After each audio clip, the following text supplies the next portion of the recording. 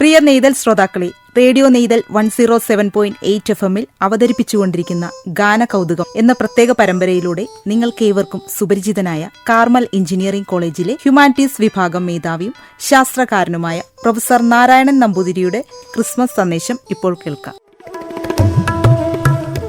പ്രിയ സഹോദരങ്ങളെ, ഈ ക്രിസ്തുമസ് കാലഘട്ടത്തിൽ ലോകത്തിന്റെ വിവിധ കോണുകളിൽ നിലനിൽക്കുന്ന യുദ്ധങ്ങളുടെയും വർഗീയ വിദ്വേഷത്തിന്റെയും രാഷ്ട്രീയ വൈരത്തിന്റെയും മണ്ണിൽ നമ്മൾക്ക് ഒത്തുചേർന്ന് കരുണയുടെയും നന്മയുടെയും പകൽ വെളിച്ചത്തിലേക്ക് വഴിമാറുന്നതിന് കൂട്ടായി ശ്രമിക്കാം. പുൽക്കൂട്ടിൽ ജനിച്ച ദൈവമകനായ യേശുവിന്റെ ജീവിതം ശുദ്ധമായ സ്നേഹത്തിന്റെയും സമാധാനത്തിന്റെയും മൂല്യങ്ങൾ വിളിച്ചോതിയിരുന്നു. അവന്റെ ജീവചരിത്രത്തിൽ ഏറ്റവും വലിയ പാഠം ഒന്നുണ്ട്: വിഭിന്നതകളുടെ നടുവിലും സ്നേഹത്തിലൂടെ വിശുദ്ധമായ സൗഹാർദ്ദം ഉറപ്പുവരുത്താം. ഈ ക്രിസ്തുമസിൽ നമ്മെ വിഭജിക്കുന്ന മതമോ വർഗമോ ഭാഷയോ രാഷ്ട്രീയമായ പ്രതിബന്ധങ്ങളോ ഒരുപക്ഷെ അവസാനിപ്പിക്കാൻ ആവില്ല. പക്ഷേ നമ്മളുടെ ഹൃദയങ്ങളിൽ സ്നേഹത്തിന്റെയും കരുണയുടെയും ഉറവിടങ്ങൾ തുറന്നുവിടാം. സമാധാന ദൂതന്മാരായി മാറുവാൻ ഓരോരുത്തരും പരിശ്രമിക്കുക. യേശുക്രിസ്തുവിന്റെ സന്ദേശം തീർച്ചയായും ഇന്നത്തെ ലോകത്തിന് തീർത്ഥമാണ്. മറ്റുള്ളവരെ പ്രണയിക്കൂ എന്ന് അദ്ദേഹം പറഞ്ഞു. തനിക്കിഷ്ടമില്ലാത്തതൊന്നും മറ്റുള്ളവർക്ക് ചെയ്യരുത് എന്ന് പഠിപ്പിച്ചു.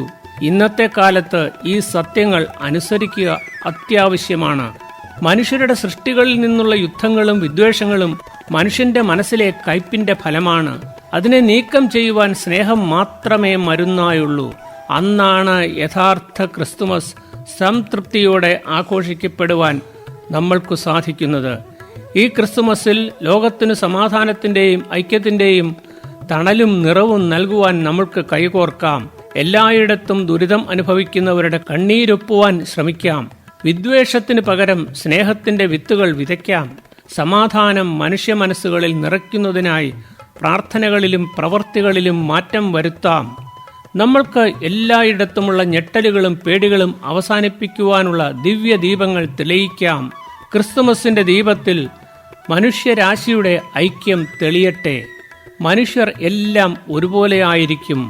സ്നേഹത്തിന്റെയും കരുണയുടെയും കരുത്തിൽ പുനർജന്മം പ്രാപിക്കും എന്ന് നമ്മൾക്ക് വിശ്വസിക്കാം.